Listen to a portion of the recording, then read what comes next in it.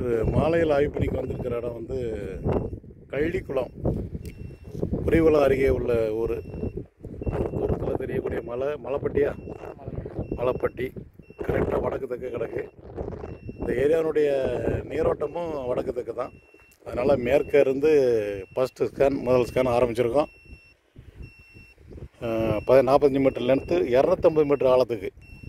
இது கரிசல் மண்ணாலே இதனுடைய டிராபேக் என்னென்னா, எல்லா விவசாயத்துக்கும் அருமையான மண்.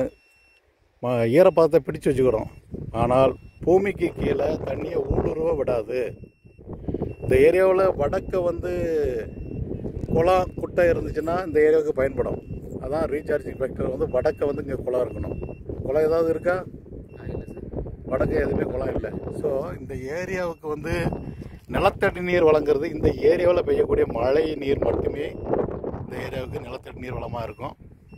இவங்க ஏற்கனவே 5 போர்வெல் போட்டிருக்காங்க. அதில் 2 போர்வெல் மட்டும் கம்ப்ரஸருக்கு ஓடிக்கிட்டு இருக்கு. பொதுவாக கரிசல் மண்ணுனாலேயே கீழே கருங்கல் பாறை வந்துடும். நிலத்தடி நீர் வளம் மிகவும் குறைவாக இருக்கும். மிக அரிதாக கருங்கல் பாறை பழவில் தண்ணி நிறைய வரும். அப்படி ஒரு அம்சம் இருக்கான்னு இன்னும் கொஞ்சம் நேரத்தில் தெரிஞ்சிடும். இதில் ஒரு கிணறு இருக்குது. ஆழ அளவு இது 12 கஜம். கீழே கருங்கல் தானே அதை வெட்டி வச்சுருக்கு. ஸோ 12 கஜத்துலேயே கருங்கல் பாறை வந்திருக்கு. அந்த மலை தூரத்தில் தெரியக்கூடிய மலையும் கருங்கல் பாறை தான்.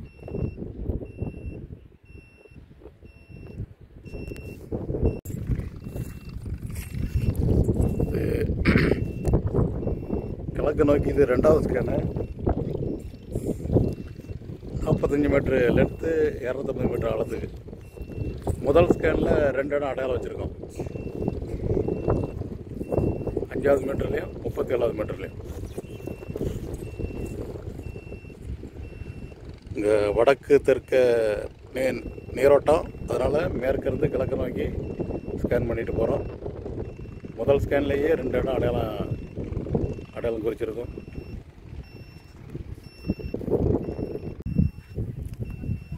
இது கிழக்கு நோக்கி 3வது ஸ்கேனு. 2வது ஸ்கேனில் ஒரு இடம் அடையாளம் வச்சுருக்கோம். சுமார் தான். பாறை மேலே இருந்தே இருக்குது. ஏறக்குறைய ஒரு 25-30 வரைக்கும் கீழே பாறை ஆரம்பமாகுது. கடின பாறை. அதில் ஒரு இடம் ரொம்ப சுமாரான இடம் ஒரு அடையாளம் வச்சுருக்கோம். ஒரு 50-45 அடிக்குள்ளே ஒரு கிணறு வெட்டுறதுக்கு ஏதுவான ஒரு இடம் இருக்குது. இந்த கிணத்துலேருந்து சைடு ஒரு வேணால் போடலாம்.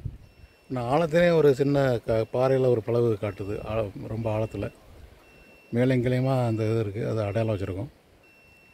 அந்த சரத்தில் மட்டும் 2 போர் கிடக்கு சும்மா. அதில் ஒரு போர் கம்ப்ரஸர் ஓடுது. அது அடையாளம் வச்ச லைனாக கூட இருக்கலாம். அந்த கம்ப்ரஸர் ஓட்டுது. மொத்தம் எத்தனை அடி ஆழம் போட்டிருக்கீங்க? 500 அடி. ஓகே. நம்ம அடையாளம் வச்சதும் இந்த கம்ப்ரஸர் ஓடுறதும் ஒரே வடக்கு தெற்க இருக்கான்னு கொஞ்சம் பார்க்கணும். பட் இதில் ஒரு போர் போட்டு ஒன்றும் இல்லைல்ல. கிணறும் 35 அடிகளை கருங்கல்ல.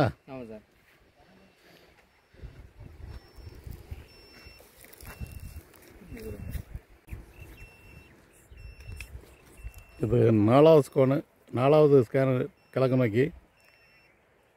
3வது ஸ்கேனில் பெருசாக ஒன்றும் இல்லை. ஒரு மாய்ச்சர் வரும் ஒரு 70 அடிக்குள்ளே. அந்த இடம் மட்டும் அடையாளம் வச்சுருக்கோம். மற்றபடி ஃபுல்லாக 30 அடி 35-40 அடிக்குள்ள ஃபுல்லாக ஒரே மாதிரி கருங்கல் பாறை. முடிவற்ற கருங்கல் பாறை. 250 மீட்டர் ஆழம் வரைக்கும்.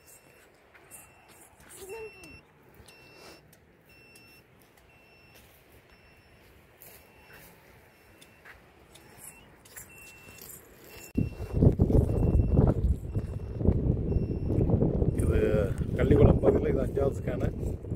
4வது ஸ்கேனில் ஒரு இடம் அடையாளம் வச்சுருக்கோம். அது ஒரு பாறை பிரேக் ஒன்று கிடக்கு ஒரு இடத்துல.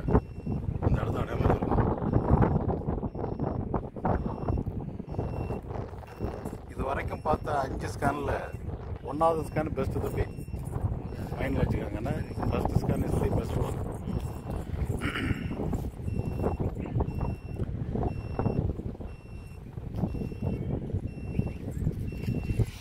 இதை முடிஞ்சு அந்த ஓரத்தில் உங்களுக்கு பொரியாக பார்த்து வந்துடுது. 5வது ஸ்கேனில் ஒரு இடமும் அடையாளம் வைக்கல, முழுக்க பாறை. இந்த 6வது ஸ்கேனு நானே விரும்பி பார்த்துட்ருக்கேன். ஏன்னா இது வரைக்கும் பார்த்த 6 ஸ்கேனில் 1வது ஸ்கேன் கிட்ட வந்து 1வது ஸ்கேன் ஆரம்பித்தோம். அதான் இருக்கிற பெஸ்ட்டு ஸ்கேன். அதில் 2 பாயிண்ட் அடையாளம் வச்சுருக்கோம். அதுக்கு நேர பேரலாம், அதாவது அதுக்கு தெற்க. ஏன்னா இங்கே வடக்கு தெற்க தான் நீரோட்டம். அதனால் தெற்க வந்து அந்த சரம் கண்டினியூ ஆகுதான்னு உறுதி பண்ணுறதுக்காக அவங்க போதுன்னு சொன்னாங்க. ஆனால் எனக்கு மனசு கேட்கல.